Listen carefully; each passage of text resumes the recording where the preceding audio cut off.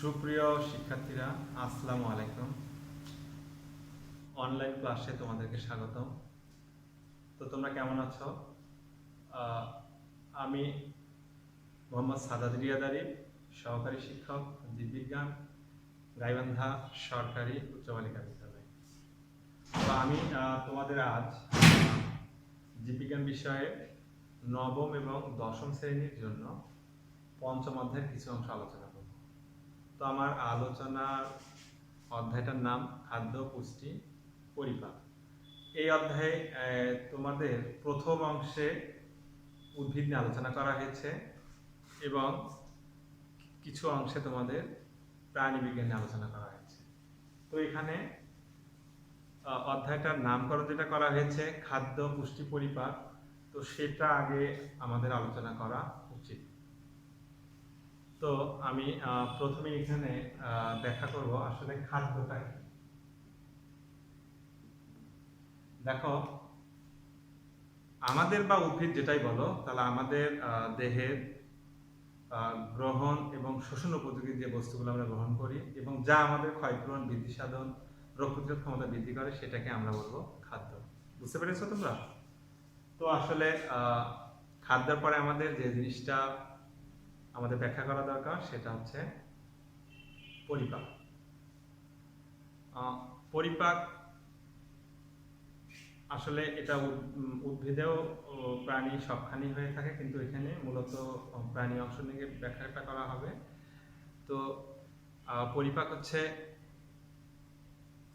যে কোনো জীবের যখন জটিল খাবার খায়, এই জটিল খাবারটাকে উৎসেচক এবং অক্সিজেন ভাঙবে, উৎসেচক অক্সিজেন এটা ভেঙে খাবারটাকে সরল করবে, সরল করে দেহের কোষের গ্রহণ এবং শোষণ উপযোগী অবস্থায় পরিণত করে, সেটাকে আমরা বলবো পরিপাক। অর্থাৎ জীবদেহের গৃহীত জটিল খাদ্য উৎসেচক অক্সিজেনের সাহায্যে ভেঙে দেহের কোষের গ্রহণ এবং শোষণ উপযোগী অবস্থা করার প্রক্রিয়াটাই হচ্ছে পরিপাক। পরিপাকটাকে তোমাদেরকে আরো সহজ করার জন্য আমি যদি ব্যাখ্যা করি, যে ধরো তুমি খাইলা ভাত, তো এটাকে একটা এনজাইম ভাঙবে। কোন এনজাইম? আমরা জানি ভাত হচ্ছে একটা শর্করা। শর্করা এটাকে ভাঙবে অ্যামাইলেজ এনজাইম বা উৎসেচক। এটাকে দেখো, ভাত হচ্ছে একটা জটিল খাদ্য, তো এটাকে ভেঙে যে জিনিসটা তৈরি হলো সেটা হচ্ছে গ্লুকোজ। তো গ্লুকোজ হচ্ছে এটা সরল সরল একটা অংশ। তো এই সরল অংশটাকে আমাদের সেল বা যে কোনো প্রাণীর সেল এটাকে অ্যাবজর্ব করে নেবে। এই পর্যন্তই পরিপাক। তো পরিপাকের পর আমাদের যেটা করা দরকার পুষ্টি সম্পর্কে, অর্থাৎ পুষ্টি।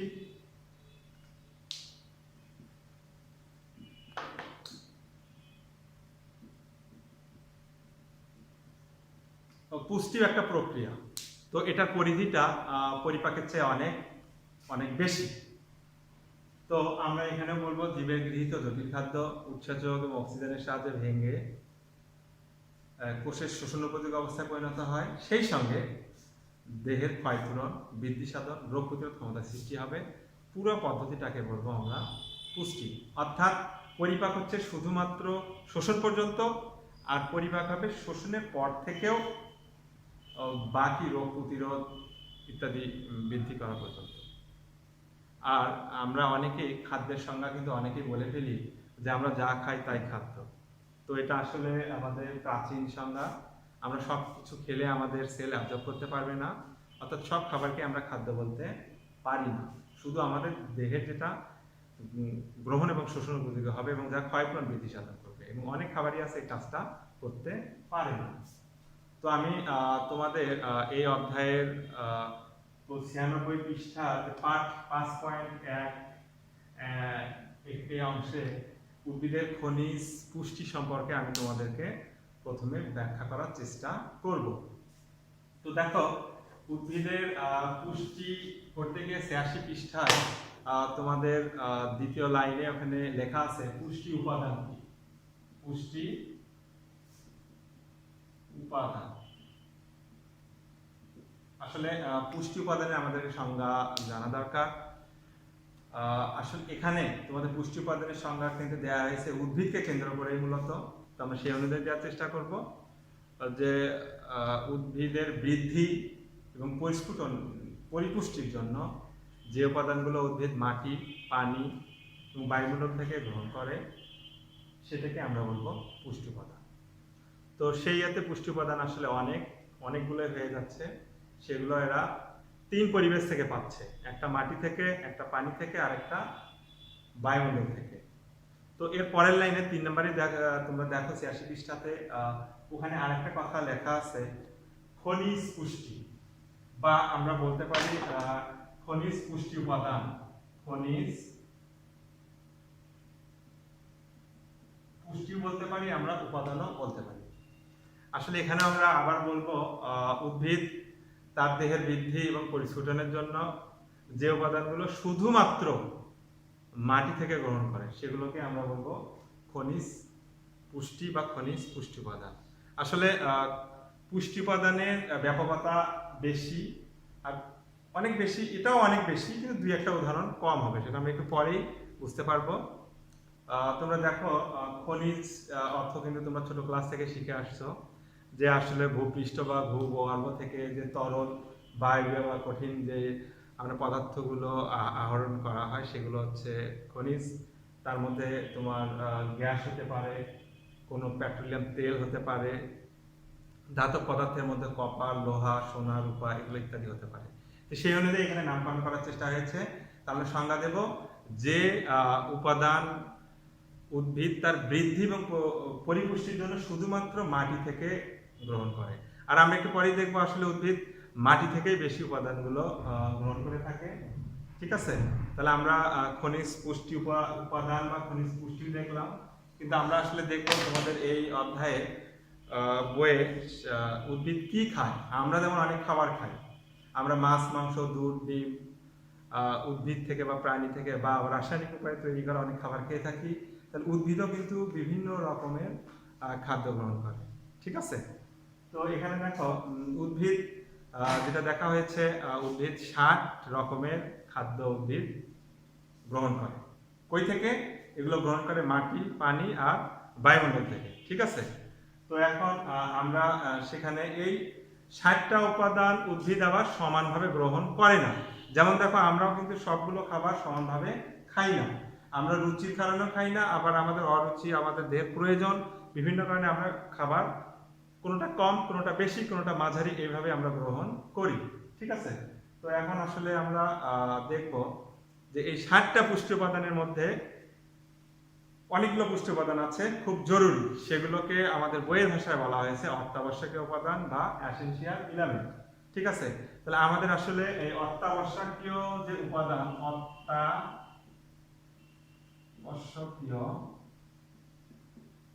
উপাদান, তো এটা আমাদের ব্যাখ্যা করা দরকার আসলে অত্যাবশ্যকীয় উপাদানটা কি বা কাকে বলে। আসলে আমরা ওই বইয়ের প্রথম সংজ্ঞাকেই যদি করি যে উদ্ভিদ তার বৃদ্ধি এবং পরিপুষ্টি বা অন্যান্য শারীরবৃত্তীয় কার্যকলাপ পরিচালনার জন্য যে উপাদানগুলো বা যে খনিজ উপাদানগুলো বা যে পুষ্টি উপাদানগুলো খুব খুব বেশি গ্রহণ করে সেগুলোকে আমরা বলবো অত্যাবশ্যকীয় উপাদান। তো এই অত্যাবশ্যকীয় উপাদান আসলে বিজ্ঞানীরা আবিষ্কার করেছেন অনলি 16টি। অত্যাবশ্যকীয় আমরা 16টি আমরা আসলে দেখব, আবার 16টি উপাদান উদ্ভিদ সমানভাবে গ্রহণ করে না। তো এখানে আসলে এই 16টি উপাদানকে আবার এই উদ্ভিদ কি পরিমাণে গ্রহণ করে বা তার কতখানি কাজে লাগে এটার উপর ভিত্তি করে এটাকে আবার 2 ভাগে ভাগ করা হয়েছে। কয় ভাগে? 2 ভাগে। তো 2টার মধ্যে যে অত্যাবশ্যকীয় উপাদানটা উদ্ভিদ তার বৃদ্ধি, পরিপুষ্টি বা অন্যান্য কাজের জন্য সবচেয়ে বেশি গ্রহণ করে সেটাকে আমরা বলবো হচ্ছে ম্যাক্রো নিউট্রিয়েন্ট, অর্থাৎ এর বাংলা যদি আমরা বলি, বাংলা হচ্ছে গৌণ পুষ্টি, এর বাংলা হচ্ছে মুখ্য পুষ্টি উপাদান। অর্থাৎ আমি আবার সংজ্ঞা দিচ্ছি, ম্যাক্রোনিউট্রিয়েন্ট যে অত্যাবশ্যকীয় উপাদানগুলো উদ্ভিদ মাটি, পানি, বায়ুমণ্ডল থেকে গ্রহণ করে এবং যেগুলো উদ্ভিদের জন্য অত্যাধিক অনেক অনেক বেশি প্রয়োজন, সেগুলোকে আমরা বলবো ম্যাক্রোনিউট্রিয়েন্ট। আসলে ম্যাক্রো শব্দের অর্থ বড় বা ম্যাক্রো শব্দের অর্থ বেশি। তাহলে আমরা যদি ম্যাক্রোনিউট্রিয়েন্ট গুলো আবার আমরা দেখবো, এই ম্যাক্রোনিউট্রিয়েন্ট আবার 16টার মধ্যে হচ্ছে 10টি, অর্থাৎ এই 10টি উপাদান উদ্ভিদ সবচেয়ে বেশি গ্রহণ করে। তো 10টি উপাদান আবার মনে রাখার বিভিন্ন উপায় আছে। কোনো কোনো ইয়েতে দেখা আছে যে এমজিকে ফর নাইস ক্যাফে সপস এরকম দেওয়া আছে। তো আসলে তোমাদের বইয়ে তোমরা দেখবা প্রথমে কিন্তু দেওয়া আছে নাইট্রোজেন, কিন্তু এমজি যদি দেওয়া যায় ম্যাগনেসিয়াম, এটা কিন্তু আসলে প্রথমে হয় না। আসলে আমরা বাস্তবে যেগুলো দেখি আমাদের বাংলাদেশের বা এখানকার কৃষকরা যারা মাঠে বেশি জৈব সারগুলো ইউজ করে, সেগুলো সবচেয়ে বেশি করে নাইট্রোজেন। তো এই নাইট্রোজেনটা আসলে আসে ইউরিয়া থেকে। তো সেই অনুযায়ী যদি আমরা দেখি, তো তারপরে যেটা ব্যবহার করে সেটা হচ্ছে মিউরেট অফ পটাশ, তারপর যেটা ব্যবহার করে সেটা হচ্ছে ট্রিপল সুপার ফসফেট। অর্থাৎ পটাশ আসে পটাশিয়াম থেকে, ট্রিপল সুপার ফসফেট আসে ফসফরাস থেকে। এই অনুযায়ী যদি আমরা তোমাদের বইকে ফলো করতে যাই, তাহলে আমাদেরকে লিখতে হবে প্রথমে নাইট্রোজেন, তারপর পটাশিয়াম, তারপর ফসফরাস, তারপর ক্যালসিয়াম, তারপর ম্যাগনেসিয়াম, তারপর হচ্ছে কার্বন, হাইড্রোজেন, অক্সিজেন এবং সালফার আর হচ্ছে লোহা। তাহলে আমরা দেখতে পাচ্ছি এখানে মোট 10টি উপাদান আছে, খনিজ পুষ্টি উপাদান আছে, যেগুলো উদ্ভিদ সবচেয়ে বেশি গ্রহণ করে। তার মধ্যে প্রথম এই তোমার নাইট্রোজেন, পটাশিয়াম এবং ফসফরাস, এই তিনটা উদ্ভিদ সবচেয়ে বেশি গ্রহণ করে এবং বাস্তবে ওগুলো আমরা দেখতে পাই। ঠিক আছে, তো সেই জন্য আমরা আসলে ইয়ে করবো, নাইট্রোজেন, ফসফরাস, ক্যালসিয়াম বা এই 10টা নাম আমরা অবশ্যই মনে রাখার চেষ্টা করব। ঠিক আছে, তো তোমাদের যদি মনে না থাকে তুমি ইয়ে করবা, সবচেয়ে বেশি আমরা ইউজ করি ইউরিয়া, সেখান থেকে নাইট্রোজেন, তার চেয়ে কম ইউজ করে পটাশিয়াম, ট্রিপল সুপার ফসফেট, তার চেয়ে একটু কম করা হয় মিউরেট অফ পটাশ, আর তার চেয়ে কম করা হয় ট্রিপল সুপার ফসফেট। এরপরে ক্যালসিয়াম, ম্যাগনেসিয়াম। আর যদি মনে না থাকে, আসলে আমরা জানি হাইড্রোকার্বনের 3টা ইয়া আছে, কার্বন, হাইড্রোজেন এবং অক্সিজেন, আর তারপর সালফার এবং লোহা আছে। তো আমাদের আসলে আমরা ম্যাক্রো নিউট্রিয়েন্টগুলো আমরা দেখলাম।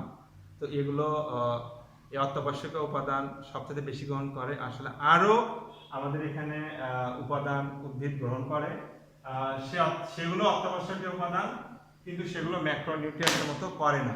তো সেটার নাম দেওয়া হচ্ছে কি, মাইক্রো নিউট্রিয়েন্ট। Micro nutrient. আসলে আমরা যদি নামটা একটু ব্যাখ্যা করি, মাইক্রো শব্দের অর্থ ছোট বা ক্ষুদ্র, অতি ক্ষুদ্র জিনিসগুলো পরিমাপ করার জন্য আমরা মাইক্রো কথাটা ইউজ করি। আসলে এখানে আমরা যেটা দেখব, উদ্ভিদ যে অত্যাবশ্যকীয় উপাদানগুলো তার দেহের বৃদ্ধি এবং পরিপুষ্টি বা অন্যান্য কাজের জন্য অপেক্ষাকৃত কম ব্যবহার করে, সেগুলোই আসলে মাইক্রো নিউট্রিয়েন্ট। ঠিক আছে, তোমরা কি বুঝতে পারছো?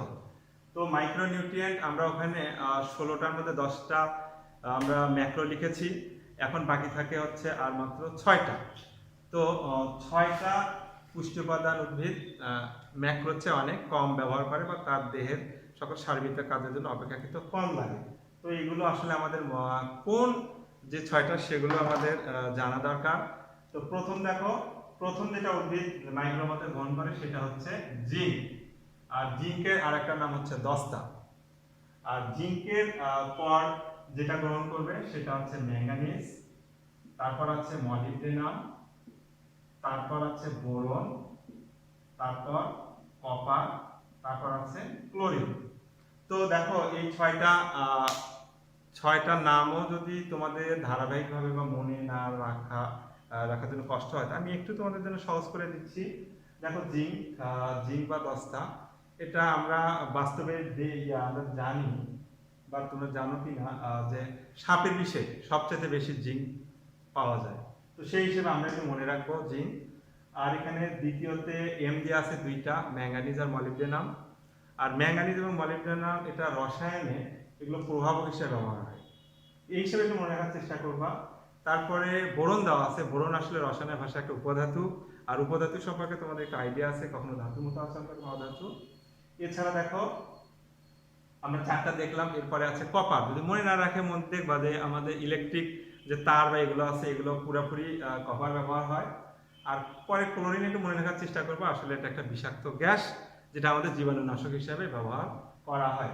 তো এই হিসেবে আসলে চেষ্টা করবা তোমরা পরপর 6টা করতে, zinc, manganese, molybdenum, boron, copper আর ক্লোরিন। তো যদিও মনে না থাকে দেখো জিঙ্ক একটা, এম দিয়ে আছে দুইটা, ম্যাঙ্গানিজ মলিবডেনাম, উপধাতু একটা, সি দিয়ে আছে দুইটা, একটা হচ্ছে কপার আর ক্লোরিন। তো এই হলো আমাদের ম্যাক্রো নিউট্রিয়েন্ট। তো এই এই এই খনিজ উপাদানগুলো উদ্ভিদ, মাটি, বিশেষত এগুলা বেশি গ্রহণ করবে না মাটি থেকে। তারপরে আসলে তোমাদেরকে পুষ্টি উৎসগুলো একটু ধারণা দেবো যে আসলে এগুলো এরা কোথায় থেকে গ্রহণ করে। তো আমরা আসলে এরপরের যে অংশটা আছে 5.2 বা 5.2, এটাতে তোমরা দেখবা পুষ্টির উৎস সংক্ষিপ্তভাবে তোমাদেরকে দেয়া হয়েছে, খুব সংক্ষিপ্ত। তো আসলে সেখানে আমরা দেখবো উদ্ভিদ। তারপরে একটু বলে রাখি, এই যে আমরা 60টার মধ্যে ম্যাক্রো বা মাইক্রো নিউট্রিয়েন্ট করলাম 16টা, তোমাদের কিন্তু মনে প্রশ্ন আসতে পারে যে 16টা করা হলো 60টার মধ্যে, তো বাকিগুলো আসলে কি? আর বাকিগুলো যদি আমরা 60 থেকে 16 বিয়োগ দেই, বাকি থাকে কত? 44টা। আসলে এগুলোর পরিমাণই থাকে, এগুলোর পরিমাণই হচ্ছে বেশি। তো এগুলোর নামও আমাদের তো বই নেই, তারপর নাম আসলে জানা দরকার। আসলে এগুলো উপাদানকে আমরা বলবো হচ্ছে অন্যান্য উপাদান, ঠিক আছে? তো 60টার মধ্যে ওই 16টি হচ্ছে অত্যাবশ্যকীয়, আর এগুলো হচ্ছে অন্যান্য, অর্থাৎ এগুলো উদ্ভিদ একটু কম পরিমাণে গ্রহণ করে। এর মধ্যে দুই একটা তোমাদের উদাহরণ দেই, এর মধ্যে দুই একটা যদি হয় সোডিয়াম আছে বা অ্যালুমিনিয়াম, এই টাইপের জিনিসগুলো আছে, এছাড়া আরো অন্য উপাদান আছে। ওকে, তো এখন আমাদের আসলে উদ্ভিদ এই উপাদানগুলো যে আমরা একটু আগে করলাম, এরা মাটি থেকে, বায়ুমণ্ডল থেকে, পানি থেকে গ্রহণ করে, তা আসলে কোথায় কোন উৎস থেকে কি কোনটা কোনটা গ্রহণ করে আমরা একটু সেগুলো দেখার চেষ্টা করব, ঠিক আছে? তো এখানে দেখো আমাদের বায়ু বা পানির দেয়া থাকলেও সেখানে মাত্র আছে একটা হচ্ছে কার্বন এবং হাইড্রোজেন, এগুলো শুধুমাত্র গ্রহণ করে বায়ু থেকে। আর কার্বন আর অক্সিজেন গ্রহণ করে উদ্ভিদ, সরি এখানে কার্বন আর হাইড্রোজেন আমি ভুল বললাম, উদ্ভিদ বায়ুমণ্ডল থেকে অনলি গ্রহণ করে কার্বন আর অক্সিজেন, আর পানি থেকে গ্রহণ করে কার্বন আর হাইড্রোজেন। তাহলে এখানে আবার ভুল করে দিলাম, এখানে পানি থেকে গ্রহণ করবে উদ্ভিদ হাইড্রোজেন আর অক্সিজেন, ঠিক আছে? তো এখানে আমরা দেখতে পাচ্ছি অনলি এখানে হচ্ছে অক্সিজেন দুইটা থেকে পাচ্ছে, একটা হচ্ছে বায়ুমণ্ডল থেকে আর একটা হচ্ছে তোমাদের পানি থেকে, আর বাকি আসলে দুইটা থাকে কার্বন এবং হাইড্রোজেন। এগুলো একটা হচ্ছে বায়ুমণ্ডল, একটা হচ্ছে পানি, আর বাকি যে উপাদানগুলো থাকে আসলে এগুলো বাকি থাকে কয়টা? 57টা গ্রহণ করবে এরা সব মাটি থেকে। ওকে, তো সুপ্রিয় শিক্ষার্থীরা, আজ এই পর্যন্তই। তোমরা ভালো থাকো, সুস্থ থাকো।